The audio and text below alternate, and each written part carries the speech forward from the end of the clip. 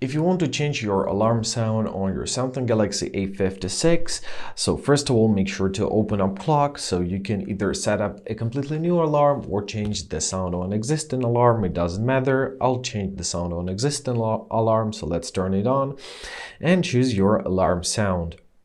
So here you have three choices: Bixby alarm, read out current time and weather forecast, or music as the alarm rings. Spotify, so you can choose your favorite song from Spotify and set it as your alarm, or from ringtone. So choose your ringtone, for example. You can choose from one of the preset ringtones. You can also set up read time and alarm name aloud and gradually increase volume options if you need to.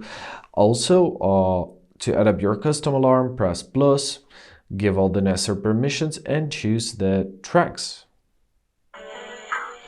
So press done when you're satisfied, and basically that's it. Now you have your alarm with your custom sound. Don't forget to press save, and that's how it works.